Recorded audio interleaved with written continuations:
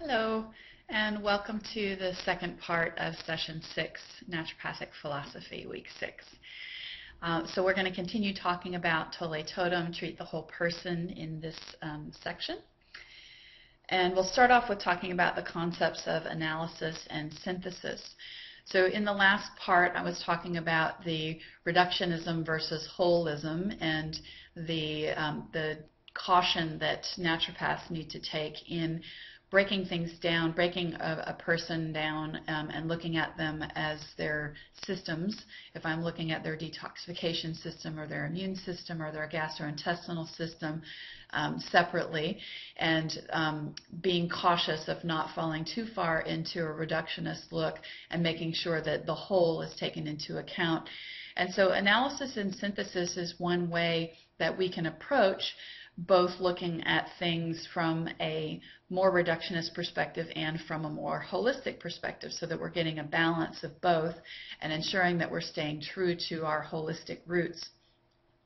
So analysis and synthesis is the philosophy of studying a whole by mentally breaking it down into its component parts or systems, seeing how each of them work, and then mentally reassembling it, thereby gaining a new understanding of the parts by looking at how they interact with each other and merge to form the whole.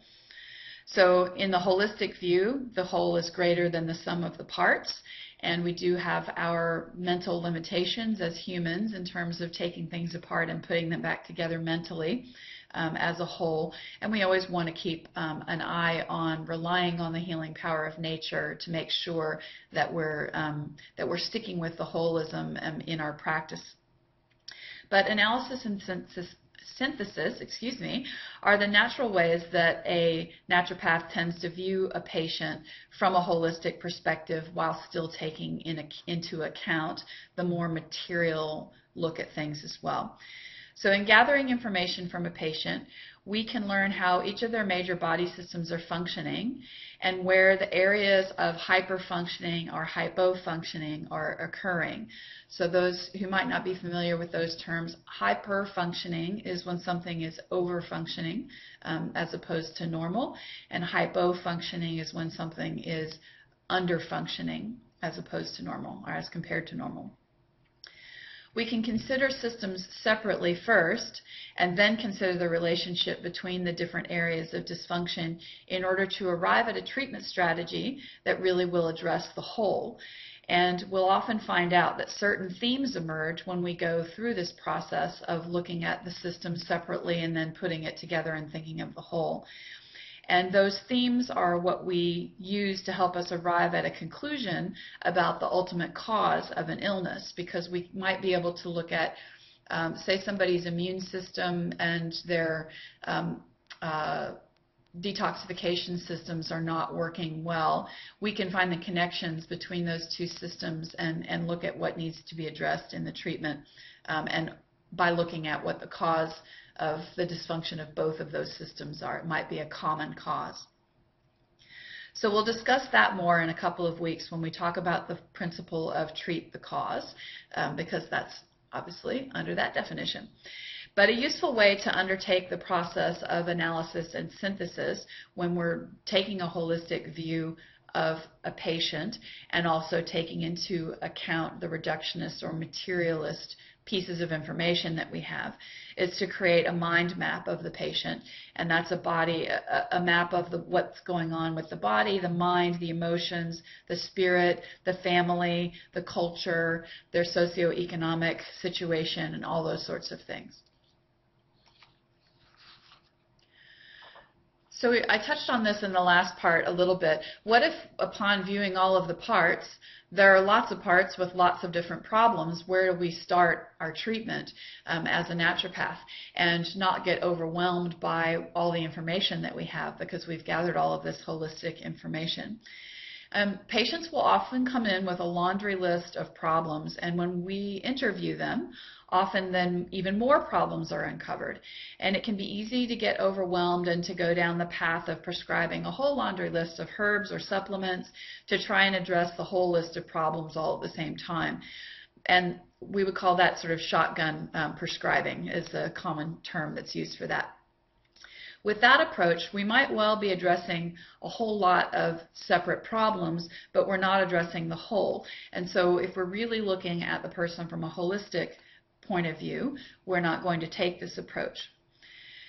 So where do we start our treatment? And there are two very strong answers to the question on this slide and questions on this slide and then the subsequent slides. First is always start with the basics. We've talked about the therapeutic order, the first and second levels of the therapeutic order, which rely upon the healing power of nature to bring the person back to health. We don't have to have a strong understanding of all of the different aspects of what's wrong with the person in front of us if we rely upon the first two levels of the therapeutic order and also the determinants of health. And we'll take the determinants of health up in a few weeks' time. But if we use that approach, that always lays the foundation for the return to health. We're removing the obstacles to cure and establishing the basis for health in the first level of the therapeutic order. And then we're stimulating the healing power of nature within that person with the second level. And that is the start of the path back to health. So the treatment strategy is simple, and it can be very, very elegant, and it's working on a deeper level, and it relieves us of the responsibility to relieves us of the task of trying to mentally put together all of the disparate aspects of what's going on with the person before us. Which isn't to say we don't want to engage in that, because we often do engage in that. It's just that this is one mechanism for ensuring that we don't get taken astray by this individual symptom or that individual symptom, that we're really keeping an eye on what's going on with the whole person. The next aspect of this, or the next answer that we have of where do we start with our treatment when we've got a lot of different problems going on, is to find what we call the center of gravity in the case. So we look at all of the different things that are going on with the person in front of us, and we try and find the hub of the problems. I think of it sort of as being a wagon wheel, and what do we have in the middle that's really the biggest and most pressing problem, or what is a common cause of a lot of the other problems. And that often equates to finding the cause, which we're going to talk about in a couple of weeks. So naturopaths most often are going to use more than one therapy at a time with whatever patient is with them in order to address the whole person.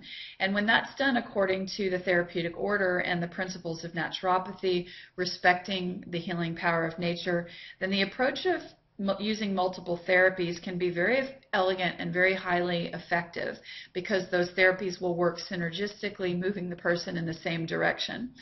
But when that's done in a fragmented way, without a cohesive theory of what's happening in the whole person, then it ends up being more like shotgun prescribing, which I was referring to before. And what that amounts to is sort of this person sitting before me has a long list of problems. I'm going to throw a bunch of herbs and supplements at them and see if they get better. And that really doesn't comport with naturopathic philosophy, and it's really not treating the whole person. So here's just another couple of questions about that stimulate us to think along the lines of the solutions that I just talked about with the last slide. How do we keep from getting fragmented in our approach and chasing lots of different little things instead of addressing the whole?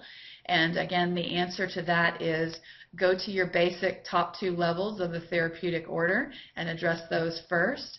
And also make sure that you're looking hard to find the center of gravity of the case. What's the common cause, or what's the biggest problem that if it's resolved might resolve a bunch of the other little problems as well. This is a beautiful quote. You are not just a person, you are the story of humanity. And this is just an introductory idea to bring us into a discussion of how a person fits into their larger context. And when we're talking about treating the whole person, we have to think about not only treating what exists within the confines of this person's body, but all of the other, we need to consider all of the other things that influence this person's experience in their life. So this is just a representation of different things that a naturopath might consider as they're looking at a person holistically. And that's not to say that a naturopath is going to try and undertake solving all the problems of the world in order to get one patient healthy, although certainly naturopaths, I think, have an eye towards participating in making the world a better place for all of us. And while naturopaths often go really deeply into considering the complexity of systems within which the human organism exists, which includes biochemical and cellular and extracellular organ systems, the whole body, oftentimes in a naturopathic visit, a naturopath might not give enough consideration to the context in which the human organism is functioning. And so we have to think about these larger systems, and that's what this schematic is about. It's a very, very simplified way of considering the context in which a person exists. So the largest context in which we're all existing is our ecosystem, and you can think of ecosystem as being a worldwide thing. You can think of it as being a universal thing, or you can think of it as being the local ecosystem that your body is in, like your climate and those sorts of things. And then starting at the top, community and social systems, the ways in which we engage with our communities or don't engage with our communities, and different social structures that we have.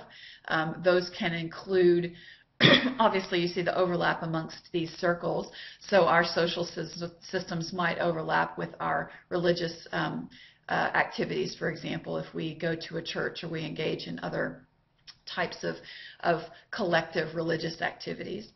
So just going clockwise around, family systems, obviously extremely important, not just in terms of what family are we existing in at present, but how did our family system influence who we are as we grew up, you know, from before birth in our genetics on up through becoming the person that we are now, and the influences on our personality and the way that we relate to people and all sorts of things that are very, very tied up in the family system. And then the realm of spirituality or religious systems. Obviously, people have varying levels of interaction and engagement with spiritual or religious ideas or organizations, so everybody is very unique in that regard, and it's very important for a naturopath to be mindful of respecting everybody's individual way of manifesting that in their lives. And so the intersection in the middle of all of these things is what exists then in the individual's body, mind, emotions, and spirit, and the way that all of these things influence that center section.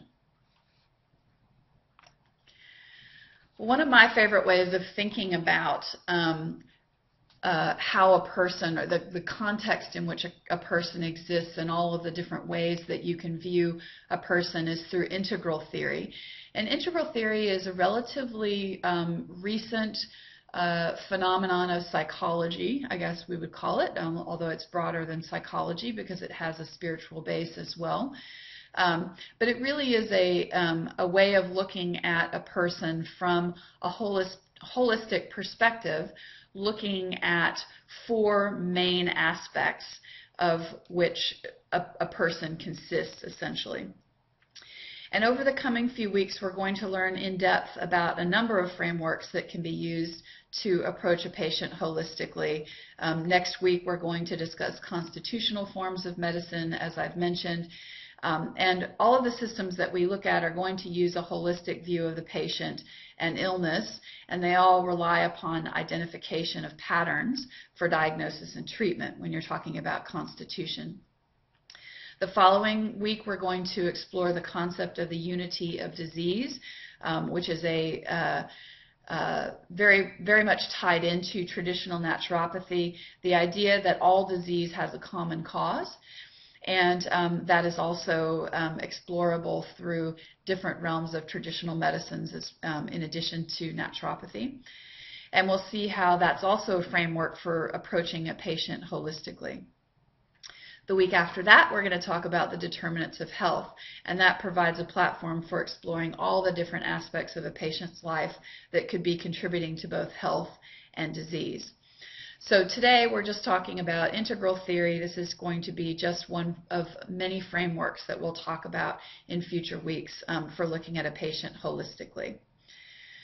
So integral theory is from outside of the realm of medicine. It's something that is starting to make forays into medicine, both in conventional medicine and in alternative medicine.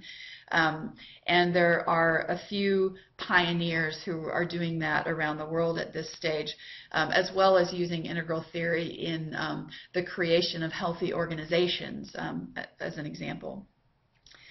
So, as in medicine traditionally, integral theory holds that one can learn about a person from both a subjective and objective perspective. So subjective information is information that you gather by talking to a person and by hearing what they relate about their experience. And generally in medicine, it's the person's experience of their illness. So if I'm a naturopath and I'm interviewing someone who is in my office and I'm asking them about, tell me about your symptoms, tell me about when these things happened, tell me what was going on about the time of your life when that started, what sorts of things have you experienced like this in the past. This is all the patient relating to me, their subjective experience of what is going on with them. And so that's the subjective aspect of things. So on this slide we see integral theory, one of the four perspectives for viewing a patient holistically. The first one is the subjective individual view. And that's defined as, what does this person report that they are experiencing on the levels of body, mind, emotions, and spirit. And we can ask questions about all of those things, and patients will share different types of subjective information depending upon different things like how much rapport have we established with this patient, or how long have we been working with this patient. Going on to the next slide, the second of the four perspectives for viewing a patient holistically is objective individual. And objective information is information that can be gathered without talking to the person. So it's what you can observe by your senses or other objective means like blood tests, taking a person's blood pressure like is shown in the image here. And you're learning about what's going on inside this person by looking at things that can be quantified. And so things that can be measured, what you can see, feel, hear, smell, or measure. Integral theory after this expands out to the cultural and social environment, and we'll go there in a second. But just to expand a little bit more on the objective means. So naturopaths and other traditional medicine practitioners, holistic medicine practitioners, will use a lot of different ways of gathering objective information. And conventional medical doctors use a lot of these same ways, but their methods are a bit more limited as conventional medicine has developed over time. Conventional medical doctors used to use a lot of the methods of observation that we still use as naturopaths. Those have sort of fallen by the wayside in conventional medicine as more technological methods for observing a person are developed. But for an example, with regard to traditional medicine, in Chinese medicine, a Chinese medicine practitioner might be thinking about, how does this person smell, the person who is sitting before me? What is the odor that emanates from their body? Or what is the color that emanates from their skin? And those types of things don't tend to be looked at by a conventional medical doctor outside of real extremes. For example, if a person has diabetic ketosis, they have a very specific smell that they give off, and a medical doctor might look at that particular type of smell as a diagnostic piece of information. Or if a person has severe liver damage happening, they will be jaundiced, and that means their skin and their whites of their eyes will be yellow. And that's something that a medical doctor would use from a sensory perspective. So medical doctors tend to use the more extreme types of things, and traditional doctors will also use more subtle signs that can be gained by the senses. Going on to the third of the four perspectives in integral theory, this is where we become more cultural and societal or environmental when we think about a person. So going back to that schematic with the circles, we're expanding now out into the realm that a person lives in. So we have this idea in integral theory, as with that schematic with the circles, that we can't get a complete picture of a person without reference both to the subjective and objective individual experience that they're having, and the subjective and objective cultural or societal perspective. So the third one here is called intersubjective. That is the person's subjective experience that the person reports of their experience of the culture in which they live. And that can be everything from socioeconomic factors to ethical and legal structures to the styles of buildings or technologies that are used. So if I go and speak to a person in Thailand about their experience of their society or their culture, I'm going to get a very, very different response from them than if I speak to somebody in Australia about their experience of the culture in which they live. And so this is a subjective reflection from the person, from talking to them, about what it's like to exist in a given culture or a given society. The fourth perspective from integral theory is interobjective. And so again, this time we're talking about things that you can observe from the outside, things that you don't have to talk to the person in order to understand. And so when we talk about things that we can observe about the tangible aspects of our society, we can, if we're talking about Australian culture, we can talk about things like we can observe that most households have a television, and that most people get their news off of the television or off of the internet as opposed to by word of mouth. We can observe that we have tall, shiny buildings that lots of people live in or lots of people work in. We have a lot of fluorescent lighting. We tend to drink alcohol as a way of relaxing. So there are things that can be observed from the outside, and I can go into any culture, any other culture, and make some observations of that culture from the outside without speaking to anybody in the culture. I can walk around and observe those things. So that's different when you compare that to the subjective perspective of a person living in that society.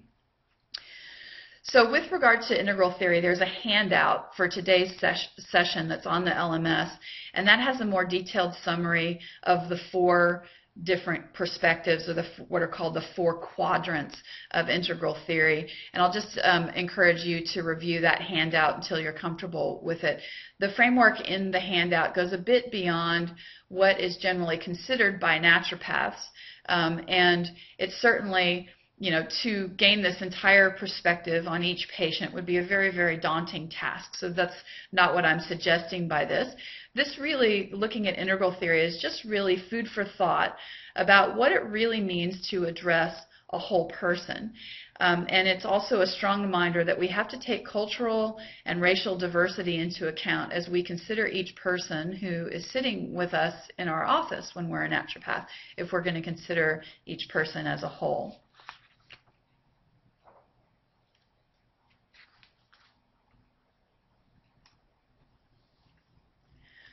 So that is it for part 2 of week 6. Thank you for your attention, and I'll see you in part 3. Part 1 and 2 have been a little bit long, and part 3 will be a little bit shorter. Thanks.